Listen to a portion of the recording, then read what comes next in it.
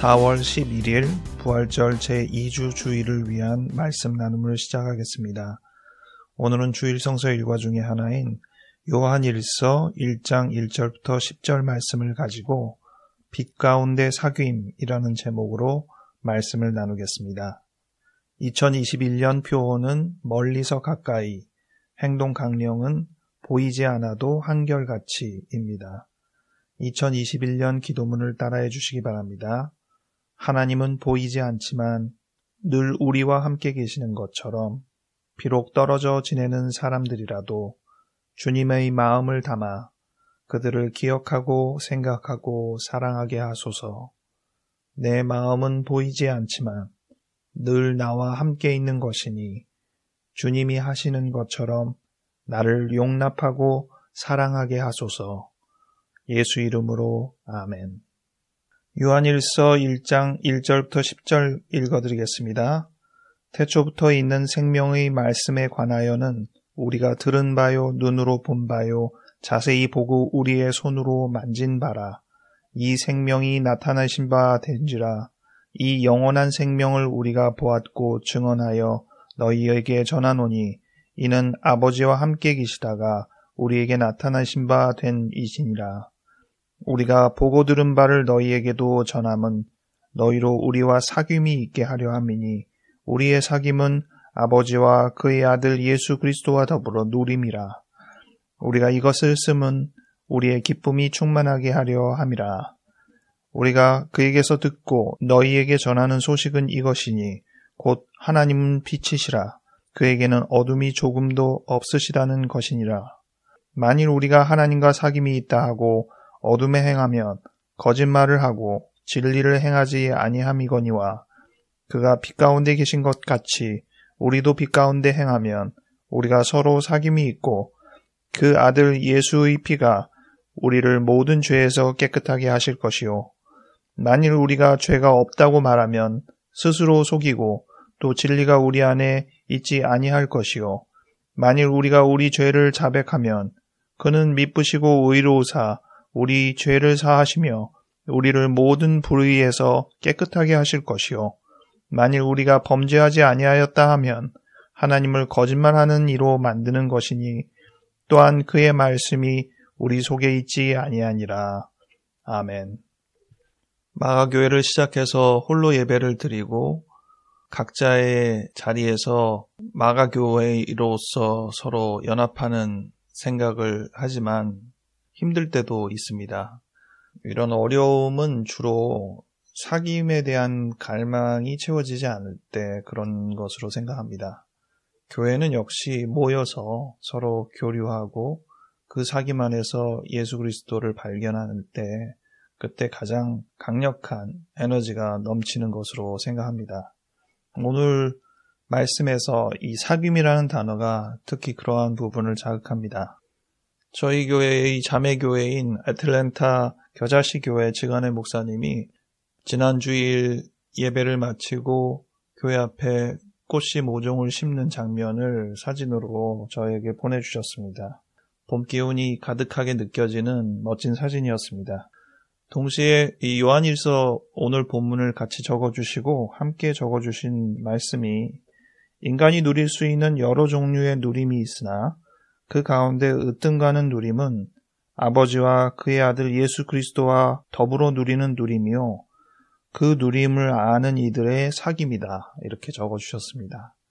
우리의 마음을 넉넉하게 해주는 말씀으로 생각합니다. 저도 같은 본문으로 사귐에 대해서 좀 더 생각을 해보았습니다. 오늘 주일 성서 일과의 다른 성경도 이 사귐과 연결이 됩니다. 사도행전 4장 32절부터 35절이 오늘 주일 성서 일과 중에 하나인데요. 이 성경 본문은 초대교인들이 자기의 물건들을 다 통용하면서 사용했던 것을 기록하고 있습니다.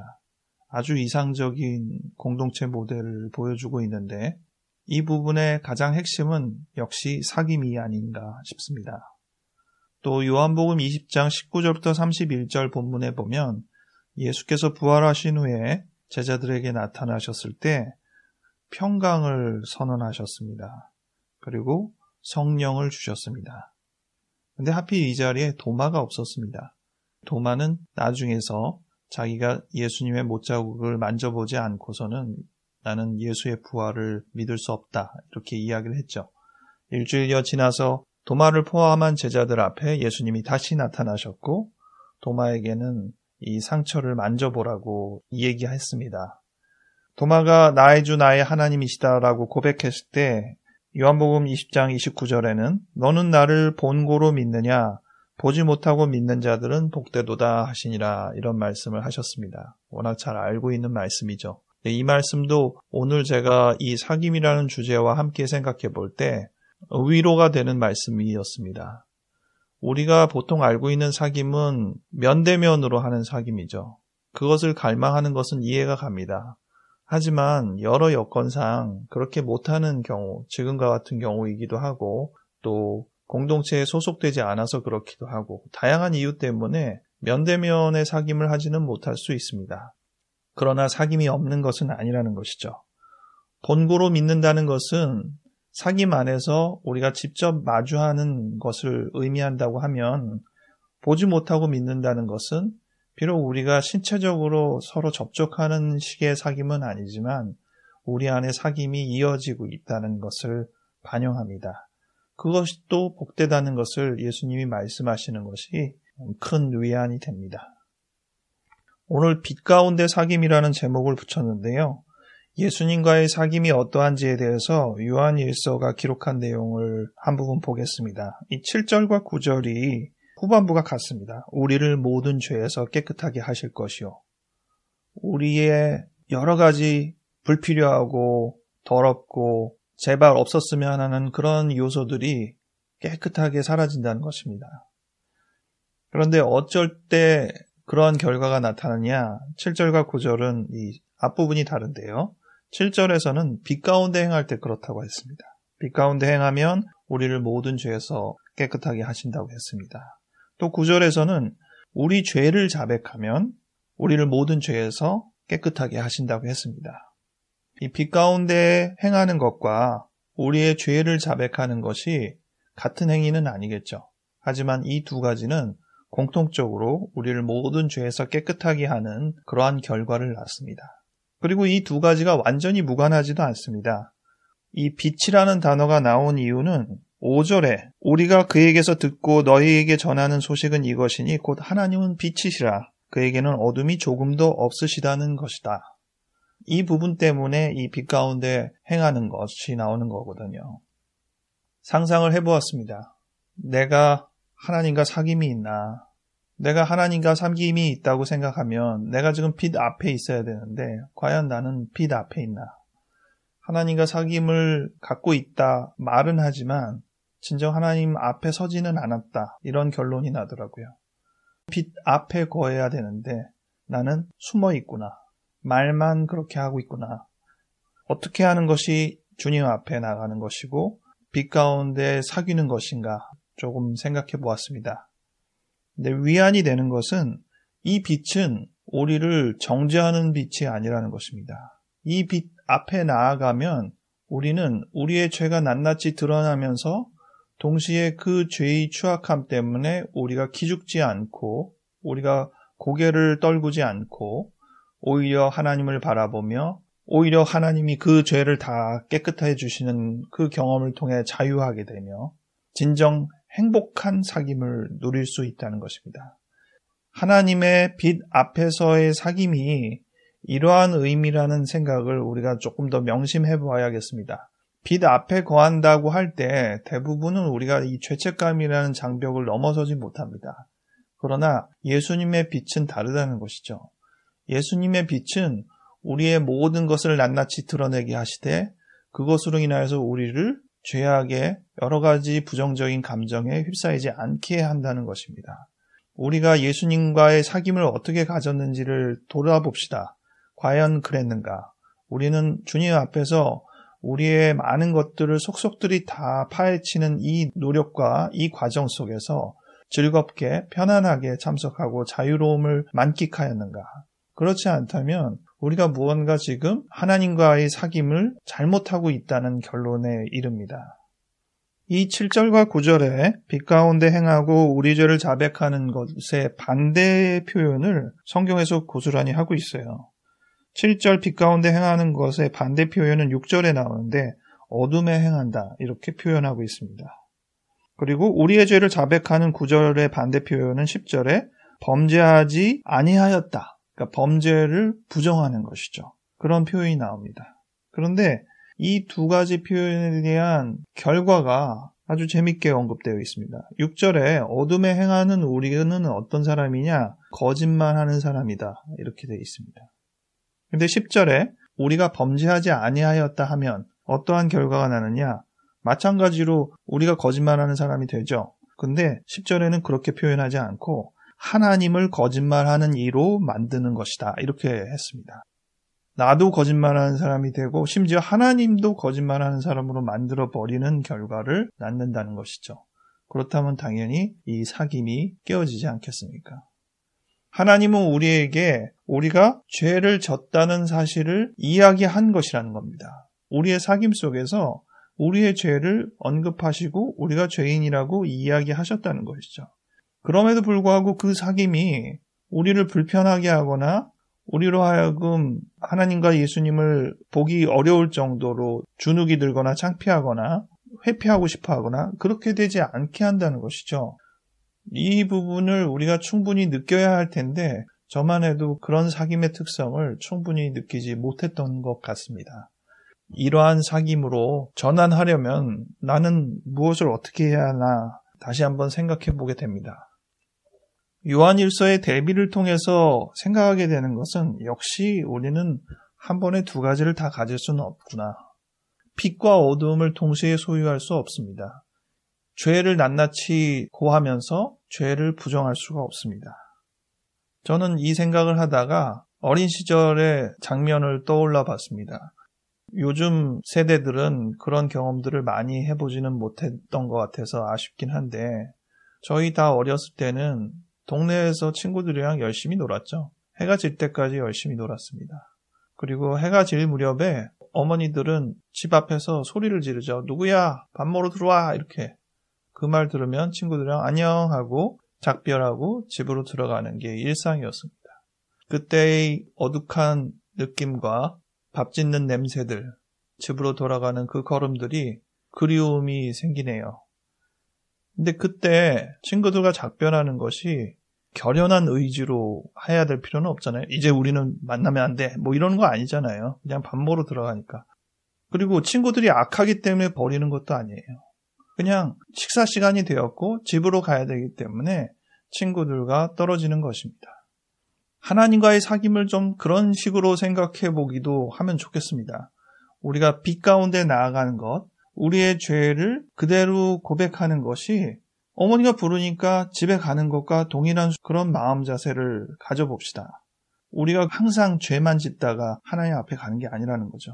우리는 여러 가지 일상의 일들로 인해서 피곤하고 힘들어하지만 그 일상이 약간 뒤로 하고 왜냐하면 둘 다 가질 수 없기 때문에 하나님 앞에 나아가는 겁니다. 다른 거 다 뒤로 하고 오로지 하나님과 나와의 사귐만을 집중할 수 있는 시간을 갖는 것입니다. 그것이 우리에게 에너지가 됩니다. 한 끼 식사처럼 우리에게 힘을 줍니다. 하나님과의 가까움을 위해서 잠시 뒤로 미루는 것들은 어떻게 보면 굉장히 선한 일일 수도 있고 꼭 필요한 일일 수도 있습니다. 그것이 악하기 때문에만 뒤로 하는 것이 아닙니다. 하지만 하나님을 우선하고 오로지 하나님과만 집중하는 그 시간을 확보하는 것, 그리고 그 시간의 사귐에 충실하다는 것은 오히려 우리가 더 많은 일들을 하고 더 즐겁게 생활을 할 수 있는 기반이 된다는 것을 알 수 있습니다. 마지막으로 한 가지 말씀드리겠습니다. 이 사귐에 대한 얘기를 하고 처음에도 마가교회 이야기를 했는데 교회를 처음 시작할 때 어려웠던 질문 하나가 한 사람이 교회가 될 수 있느냐 이러한 질문이었습니다. 두세 사람이 내 이름으로 모이는 곳에는 나도 그들 중에 있느니라는 예수님의 말씀처럼 개인은 교회의 충분 요건이 되지 못한다는 생각을 하게 됩니다. 둘 이상이 필요하다는 것이죠. 그것은 사귐이 필요하기 때문입니다. 교회는 둘 이상이 돼야 되는 것이 맞습니다. 하지만 개인이라도 교회가 아니라고 할 수는 없습니다. 다른 이들과 연결되어 있고 사귐이 있다는 전제가 있다면 개인도 교회가 될 수 있습니다. 단순히 숫자에만 매여서 몇 사람이냐 혼자냐 이게 중요한 게 아니라 우리에게 사귐이 있느냐 이 부분에 질문을 해야 된다는 것이죠. 기성교회는 사귐에 대해서는 아주 잘 압니다. 사람들이 어떻게 모여야 하는지, 어떻게 끈을 유지할 때 더 영향력을 미치는지 경험들이 많이 있습니다.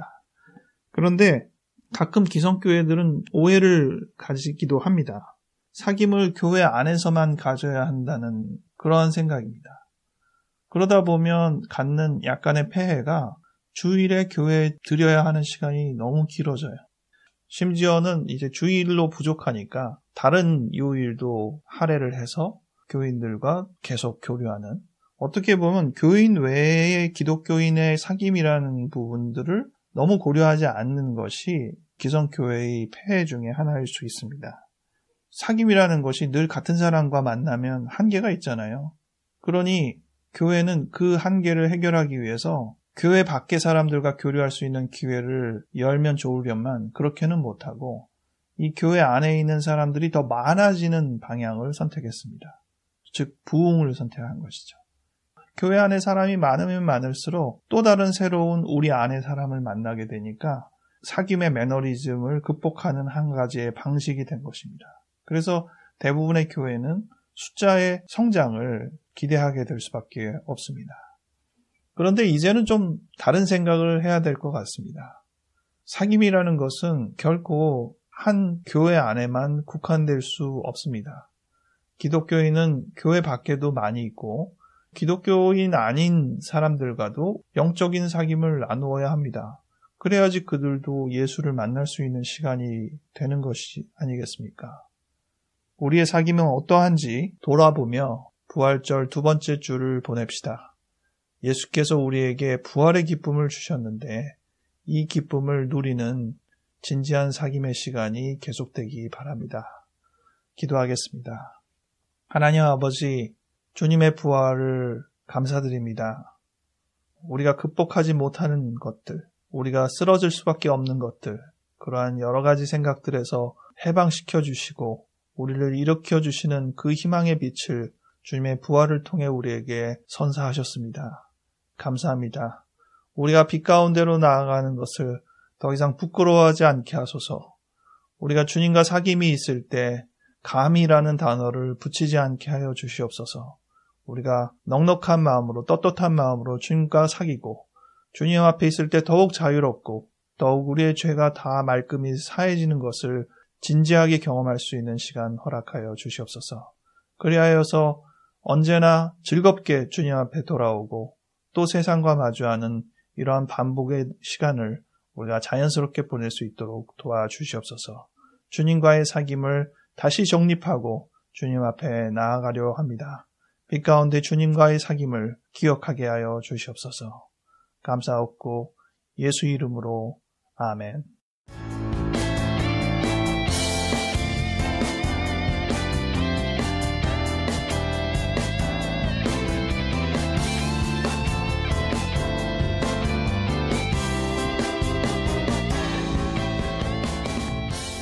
봄꽃이 화려하게 피는 시기를 아직도 가지고 있지만 벚꽃과 같은 일부의 꽃들은 이미 다 졌습니다. 지금 이 시기에는 조금 더 많이 보게 되는 것이 새순이죠. 파란 잎들이 돋아나서 청명한 색깔을 자랑합니다. 이러한 봄의 기운을 우리가 누리며 부활의 기쁨과 함께하는 것이 여러 면에서 축복이라 생각합니다. 충분히 누리시고 기쁨 안에서 거하시고 또 사람들과의 사귐을 갈망하시고 예수님과 깊이 있는 교제를 나누는 일주일 되시기 바랍니다. 부활의 기쁨과 함께하는 한 주 되시기 바라고 다음 주에 뵙겠습니다.